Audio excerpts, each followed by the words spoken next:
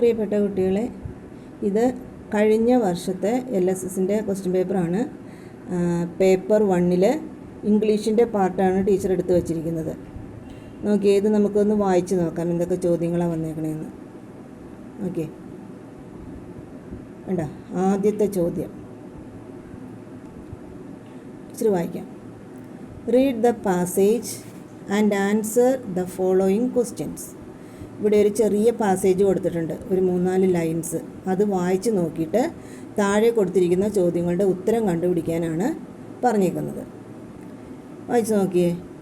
One Sunday evening Anna was walking to the market with her and Arundhati. മനസ്സിലായോ? ഒരു ഞായറാഴ്ച ദിവസം വൈകുന്നേരം അന്ന ആൻറ്റി അരുന്ധതിയുടെ കൂടെ ഇങ്ങോട്ട് പോയത് മാർക്കറ്റിലേക്ക് പോകുമായിരുന്നു. They saw a crowd at the corner of the market. ആ മാർക്കറ്റിൻ്റെ ഒരു മൂലയിൽ അവരൊരു ആൾക്കൂട്ടം കണ്ടു. ക്രൗഡ് എന്ന് പറഞ്ഞാൽ ആൾക്കൂട്ടം, ഒരു ആൾക്കൂട്ടം കണ്ടു. Suddenly Anna ran to the crowd. പെട്ടെന്ന് അന്ന ആ ആൾക്കൂട്ടത്തിൻ്റെ അടുത്തേക്ക് ഓടി. Her friend the fat boy was holding a birdie in his hand. Birdie എന്ന് പറഞ്ഞാൽ എന്താ? പക്ഷിക്കുഞ്ഞ്. അവളുടെ ഫ്രണ്ട് ഉണ്ടല്ലോ, ആ ഫാറ്റ് ബോയ് ഒരു പക്ഷിക്കുഞ്ഞിനെയും കയ്യിൽ പിടിച്ചുകൊണ്ട് അവിടെ നിൽക്കുന്നു. It was crying in pain. ആ പക്ഷിക്കുഞ്ഞ് വേദന കൊണ്ട് കരയുവാണ്. പെയിൻ എന്ന് പറഞ്ഞാൽ വേദന, വേദന കൊണ്ട് കരയുവാണ്. അപ്പോൾ അന്ന ചോദിക്കുവാണ്, hey friend, what happen to it? കൂട്ടുകാരാ, ഇതിന് എന്താണ് സംഭവിച്ചത്? അന്ന ആസ്ക്ഡ്. അന്ന ചോദിച്ചു ആ ഫാറ്റ് ബോയോട്. A cat pounced on it. ഒരു പൂച്ച ഇതിൻ്റെ മേത്തേക്ക് ചാടി വീണു. ഈ പക്ഷിക്കുഞ്ഞിൻ്റെ മേത്തേക്ക് ഒരു പൂച്ച ചാടി വീണു. But I saved it. പക്ഷേ ഞാനതിനെ രക്ഷിച്ചു. The boy replied. ബോയ് മറുപടി പറഞ്ഞു. റിപ്ലൈഡ് എന്ന് പറഞ്ഞാൽ മറുപടി പറഞ്ഞു. താങ്ക് ഗോഡ്, അന്ന സ്മൈൽഡ്. ദൈവത്തിന് നന്ദി പറഞ്ഞുകൊണ്ട് അന്ന ചിരിച്ചു, പുഞ്ചിരിച്ചു. മനസ്സിലായല്ലോ പാസേജ് എന്താണെന്നുള്ളത്. ഇനി നമുക്ക് ഈ താഴെ കൊടുത്തിരിക്കുന്ന ചോദ്യങ്ങളുടെ ഉത്തരം കണ്ടുപിടിക്കണം. ചോദ്യം എ കണ്ടോ, 13ാമത്തെ ചോദ്യത്തിൽ എ ബി സി എന്നും പറഞ്ഞ് 3 സെക്ഷനുണ്ട്. അതിൽ എ ആദ്യത്തെ ചോദ്യം, pick out the word from the passage which means jumped. ചോദ്യം എന്താ? ഈ പാസേജിൽ നിന്നും ജംപ്ഡ് എന്നർത്ഥം വരുന്ന വേർഡ് കണ്ടുപിടിച്ച് ഈ കോളത്തിൽ എഴുതണം. ജംപ്ഡ് എന്നർത്ഥം വരുന്ന വേർഡ്. ജംപ്ഡ് നിങ്ങൾക്ക് അറിയാം, ജംപ്ഡ് എന്ന് പറഞ്ഞാൽ ചാടി, നിങ്ങൾക്ക് പരിചയമുള്ളൊരു വേർഡാണ്. അപ്പോൾ ജംപ്ഡ് എന്നർത്ഥം വരുന്ന ഒരു വേർഡ് ഈ പാസേജിലുണ്ട്. പിടികിട്ടിയോ? ഏതായിരുന്നു അത്? ആ വേർഡ് കണ്ടോ? പൗൺസ്ഡ്. നമ്മൾ ഈ പാഠത്തിൽ പഠിച്ച വേർഡാണ് പൗൺസ്ഡ്. അപ്പോൾ നമ്മളിവിടെ എന്ത് എഴുതണം? ആൻസർ എഴുതുമ്പോൾ പൗൺസ്ഡ് എന്ന് എഴുതണം. POUNCED.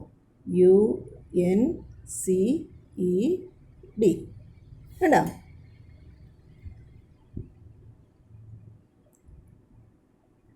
ഇനി അപ്പോൾ നിങ്ങൾ ഇവിടെ ഒരു കാര്യം ശ്രദ്ധിക്കണം. നമ്മൾ ഇവിടെ ഈ ചോദ്യം നിങ്ങൾക്ക് തന്നതിൻ്റെ ഉദ്ദേശം എന്താ? നിങ്ങൾ ഈ പാഠത്തിൽ കുറേ ന്യൂ വേർഡ്സ്, നിങ്ങൾ പഠിക്കുന്ന പാഠത്തിലെല്ലാം കുറേ ന്യൂ വേർഡ്സ് നിങ്ങൾ പഠിക്കുന്നുണ്ട്. ആ വേർഡ്സിൻ്റെ മീനിങ് ഒക്കെ നിങ്ങൾക്ക് അറിയാമോ? അർത്ഥമൊക്കെ നിങ്ങൾക്ക് അറിയാമോ? ആ വേർഡൊക്കെ എന്താണെന്ന് നിങ്ങൾ മനസ്സിലാക്കിയിട്ടുണ്ടോ എന്നൊക്കെ അറിയാൻ വേണ്ടിയാണ് ഇങ്ങനെയുള്ള ചോദ്യങ്ങൾ ചോദിക്കുന്നത്.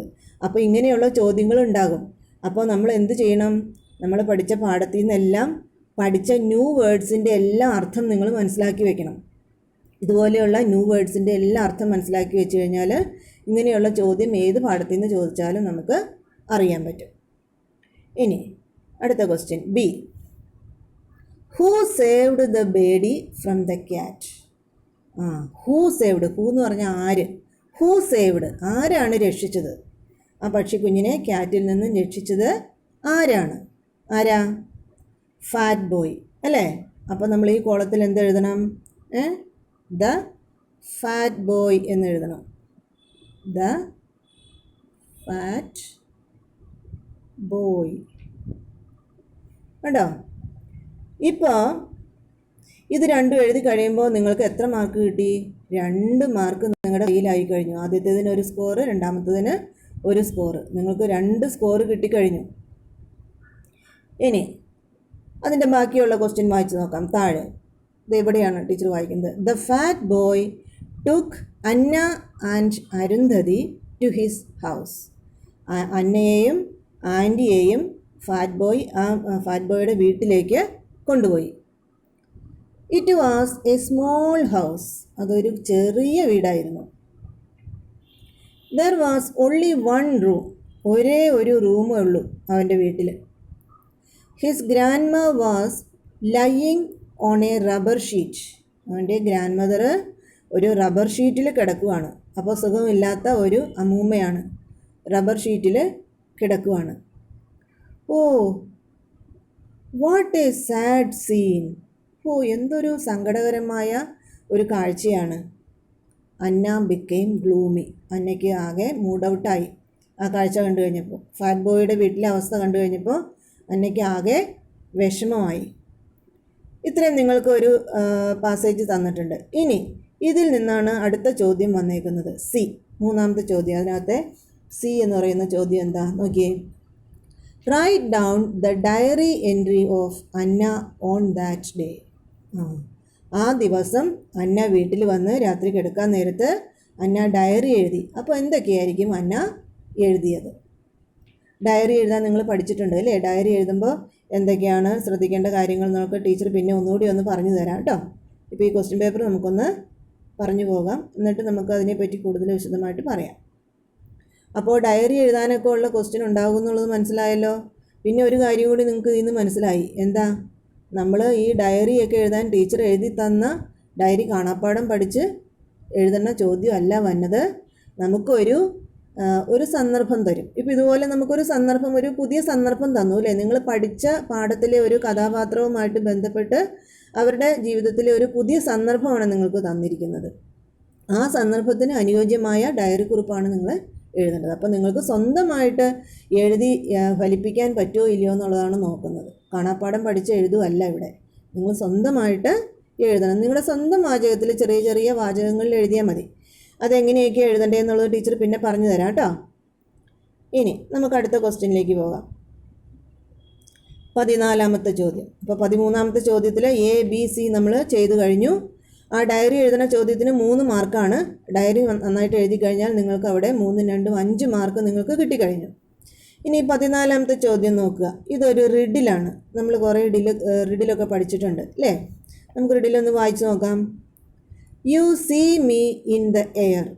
നിങ്ങൾ എന്നെ അന്തരീക്ഷത്തിലാണ് കാണുന്നത്, വായുവിലാണ് കാണുന്നത്. But I am not a kite. പക്ഷേ ഞാനൊരു പട്ടമല്ല. എന്നെ നിങ്ങൾ വായുവിൽ, ആകാശത്ത്, അന്തരീക്ഷത്തൊക്കെ കാണുമെങ്കിലും ഞാനൊരു പട്ടമല്ല. I am curved. ഞാൻ വളഞ്ഞാണ് ഇരിക്കുന്നത്. കേർവ്ഡ് എന്ന് പറഞ്ഞാൽ വളഞ്ഞ്. But I am not a banana. പക്ഷേ ഞാൻ ബനാനയല്ല, ഏത്തപ്പഴം ഒന്നും അല്ല. I have 7 colours. എനിക്ക് 7 കളറുകളുണ്ട്. Who am I? ഞാൻ ആരാണ്? 7 കളറുകളുണ്ട്, വളഞ്ഞാണിരിക്കുന്നത്, കേർവ്ഡാണ്, ആകാശത്താണ് കാണുന്നത്, എയറിലാണ് കാണുന്നത്. ഇത്രയും പറഞ്ഞു കഴിയുമ്പോൾ തന്നെ നിങ്ങൾക്ക് മനസ്സിലായി ആരാ? എന്താ അത്? മഴവില്ലാണ് അല്ലേ? മഴവില്ലിന് എന്താ പറയുന്നത് നമ്മൾ ഇംഗ്ലീഷിൽ? റെയിൻബോ. അപ്പോൾ മഴവില്ലാണെന്ന് നിങ്ങൾക്ക് മനസ്സിലായി. മഴവില്ലിന് പറയുന്ന പേരെന്താണെന്ന് നിങ്ങൾക്ക് അറിയാമെങ്കിൽ മാത്രമേ ഇത് എഴുതാൻ പറ്റുള്ളൂ. അപ്പോൾ നമുക്ക് മഴവില്ലിൻ്റെ നമുക്ക് എഴുതാം റെയിൻബോ.